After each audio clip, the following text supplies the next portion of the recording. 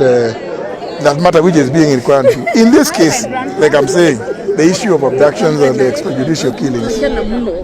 And if that were to happen, I am very sure the country will get to know in greater detail what has not been stated so far. And that because there's opportunity for people to be asked questions, cross-examined, those who have recorded statements to be cross-examined on those statements, the veracity of those statements, and others who have information one way or the other. Former Public Service Cabinet Secretary Justin Muturi abrupt dismissal from President Ruto's cabinet came days after a series of escalating tension between the two leaders, culminating in a public criticism from the head of state. The rift which had been brewing for months became more apparent in the days leading up to Ruto's planned tour of Mount Kenya region.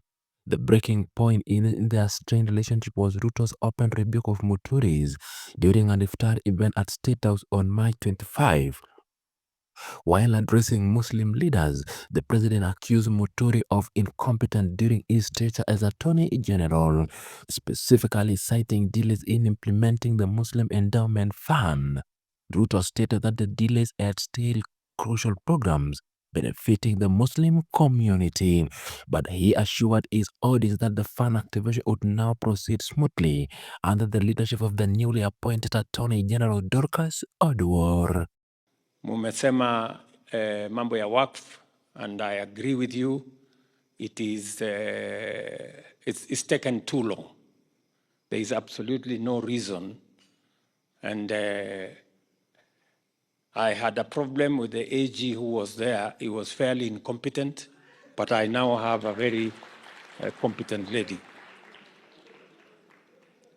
I now have a very competent lady, and I can assure you that the issues of work will be sorted out in a matter of months.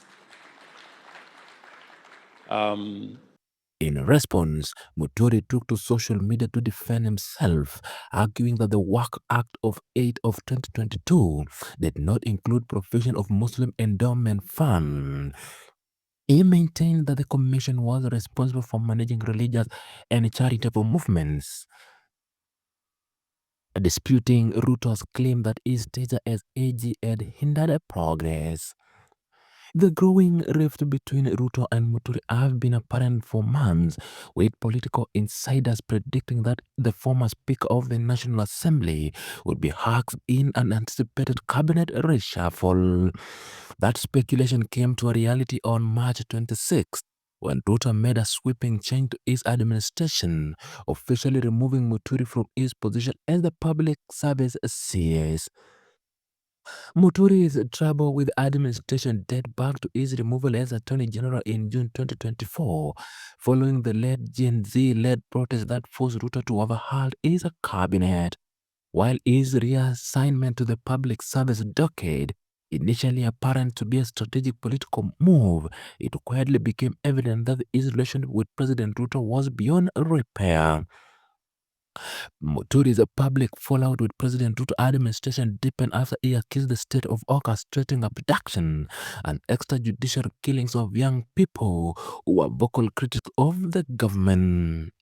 The former CS claimed that security agencies were targeting activists and protesters linked to the Gen Z movement, alleging that his own son had been among those kidnapped. Following the discovery of bodies of two missing youth abducted in Mlolongo, Muturi openly condemned the government handling of the situation, demanding accountability. On January 31st, 2025, he called for the suspension of all government businesses until the issue of enforcement disappearance and extrajudicial killings was addressed. His outspoken stance further alienated him with former Ruto inner circle, leading to his eventual dismissal. The move was widely seen as a culminating of prolonged standoff between Muturi and President, who has grown increasingly intolerant of dissent within his government. Muturi's sacking adds another layer of complexity to the political landscape in the Mount Kenya region, where Ruto is seeking to consolidate support ahead of future elections. His dismissal has sparked mixed reaction, with some viewing it as a necessary step to strengthen the administration, while others see it as an attempt to silence the vocal critics. To appear before, it's almost a judicial thing, judicial body, and explain the issues around that matter which is being inquired into. In this case, like I'm saying, the issue of abductions and the extrajudicial killings. And if that were to happen, I am very sure the country will get to know in greater detail what has not been stated so far. And that because there's opportunity for people to be asked questions, cross-examined, those who have recorded statements to be cross-examined on those statements, the veracity of those statements, and others who have information one way or the other to appear before that commission and explain things. I'm sure it will bring to a close all these issues that have been affecting many Kenyans. I've never seen anybody who I mentioned in my statement denying or even recording a statement that challenging the veracity of what I've stated.